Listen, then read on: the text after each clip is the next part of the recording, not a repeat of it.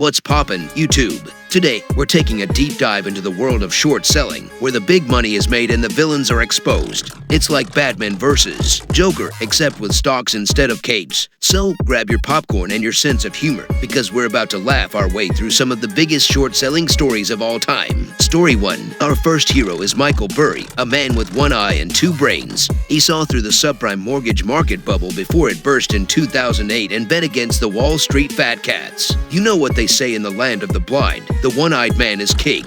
Burry made a fortune of $800 million and proved that you don't need two eyes to see through the BS. Story 2. Next up is George Soros, the man who broke the Bank of England. He shorted the British pound in 1992 and made a profit of $1 billion in a single day. That's more money than I've made in my entire life, and I'm a YouTuber. But let's be real, if you're shorting a currency, you're basically betting on the economy to fail. It's like rooting for the house in a game of blackjack. Story 3. Jim Chanos is our next hero. He shorted Enron before it was cool to hate Enron. Chanos saw through their fraudulent accounting practices and bet against the company, making a fortune of $500 million.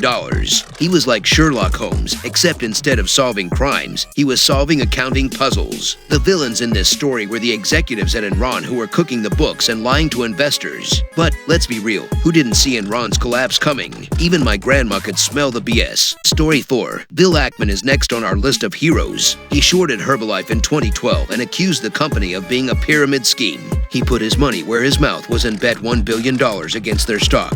You know what they say, never bet against the house unless you're Bill Ackman. The villains in this story were the executives at Herbalife who were accused of running a pyramid scheme and misleading investors. But let's be real, if it sounds too good to be true, it probably is. Story 5. Parson Block shorted Sino Forest, a Chinese timber company, and made a fortune of $100 million. He saw through their fraudulent accounting practices and exposed them as a fraud. He was like a ninja, except instead of throwing shurikens, he was throwing truth bombs. The villains in this story were the executives at Sino Forest who were lying about their assets and misleading investors. But let's be real, Chinese timber company. That sounds like something out of a bad action movie. Story 6. Last but not least is David Einhorn, the man who shorted Lehman Brothers before it collapsed. He was one of the few investors who saw the toxic mortgage-backed securities on Lehman's balance sheet and bet against the company. He was like a superhero, except instead of a cape, he wore a suit. The villains in this story were the executives at Lehman Brothers who failed to acknowledge the toxic securities on their balance sheet and ultimately caused the collapse of the company. But let's be real, if you're investing in something called a mortgage-backed security, you're basically asking for trouble. And there you have it, folks. These are the short-selling heroes who saw through the BS and made a fortune.